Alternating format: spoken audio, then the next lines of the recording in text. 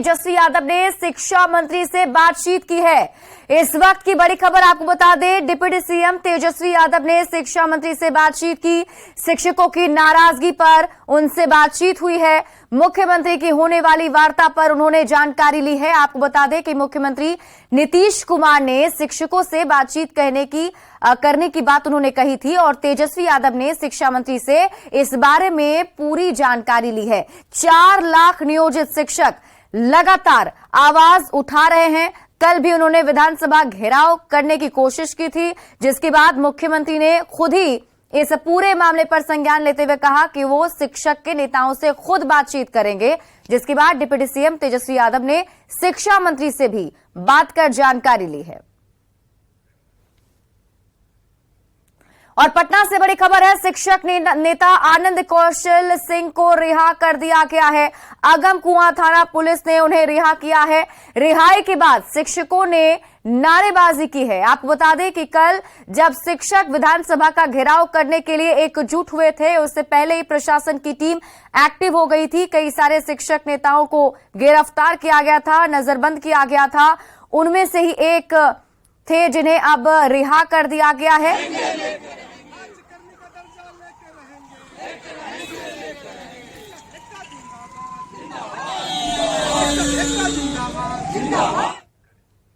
विधान परिषद में वित्त मंत्री के विजय चौधरी ने शिक्षकों के मुद्दे पर बयान दिया। सीएम शिक्षक नेताओं से बात करेंगे। विजय चौधरी के बयान के बाद शिक्षकों ने फिलहाल गर्दनीबाग में आंदोलन खत्म कर दिया है और सरकार को 10 दिनों की मोहलत दी है।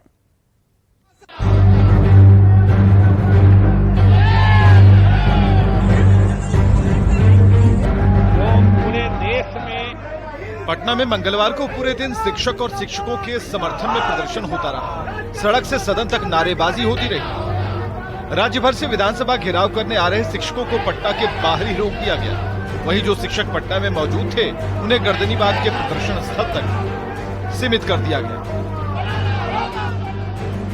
हालांकि शिक्षकों के मुद्दे पर सुबह से ही सरकार का रुख सकारात्मक दिखा। संसदीय कार्य मंत्री विजय चौधरी विधान परिषद में उन्होंने बयान दिया कि खुद सीएम नीतीश कुमार बात करने वाले आ रही है। विजय कुमार चौधरी ने अब जो है जगजाहिर कर दिया है कि सीएम नीतीश कुमार ने अब संज्ञान ले लिया है और मानसून सत्र के बाद खबर आ रही है कि वो शिक्षक नेता से बातचीत करेंगे नई शिक्षक नियमावली को लेकर। क्या ये सही है? हम लोग को तो पूरा पॉजिटिव लग रहा है, क्योंकि इस संबंध में पॉइंट वाइज हमारी बात हुई है सरकार से और तर्क पे बात हुई है। तो कहा गया कि देखते हैं सदन के बाद। विजय चौधरी के बयान के बाद शिक्षकों के तेवर नरम हुए। शिक्षकों ने फिलहाल गर्दनीबाग में आंदोलन खत्म कर दिया है, लेकिन इस अल्टीमेटम के साथ कि सरकार 10 दिनों के भीतर उनकी मांगे मान ले के लिए मुख्यमंत्री जी कह रहे हैं, तो निश्चित रूप से यह स्वागत योग्य है। और मैं दावा करता हूं, मुख्यमंत्री जी अगर हमारे साथ, हमारे नेताओं के साथ अगर बैठ जाएं, तो इस समस्या का समाधान चुटकी भर में निकलेगा। इसलिए कि हम मान सम्मान की लड़ाई लड़ रहे हैं, हम पैसे क्या नाम?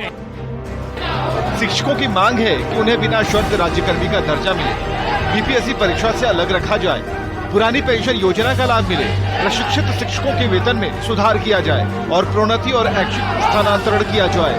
न्यूज 18 के लिए पटना से रजनीश कुमार के साथ ब्यूरो रिपोर्ट। बेगूसराय में बाढ़ से पहले ही गंगा लोगों को डरा रही है। खासकर बलिया अनुमंडल के शिवनगर पंचायत में भीषण कटाव की वजह से लोग पलायन करने को मजबूर हैं।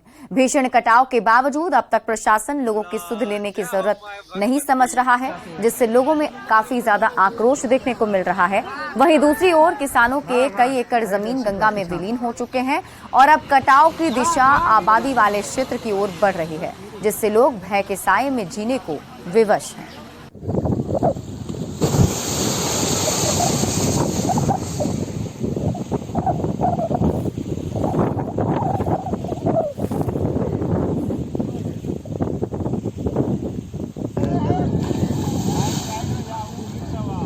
और ये तस्वीर हम आपको दिखा रहे हैं, जिसमें देखिए किस तरीके से लोग जो हैं वो नदी किनारे खुद ही मौजूद हैं और वो खुद स्थिति को देख करके डरे सहमे हुए हैं, क्योंकि कटाव की वजह से जो उपजाऊ जमीन है वो भी नदी में समा जाता है और इसकी वजह से कई सारे ऐसे घर भी हैं जो कटाव की चपेट में आते हैं और नदी में विलीन हो जाते हैं। लोगों को डर है कि अगर इसी तरीके से कटाव होता रहा तो कहीं उनका घर भी इसकी चपेट में ना आ जाए। जबकि ऐसी स्थिति को देखते हुए जिला प्रशासन की टीम से मदद की गुहार लगाई गई है, लेकिन प्रशासन की टीम ने अभी तक इस पूरे मामले पर सुध लेना जरूरी नहीं समझा है। तस्वीरों के जरिए आप खुद समझ पा रहे होंगे कैसे एक एक करके जो हिस्सा है जमीन का वो नदी में समाता चला जा रहा है। चाहे पेड़ पौधे, जमीन हो या फिर लोगों का घर हो, वो सब कुछ कटाव की चपेट में आ रहा है।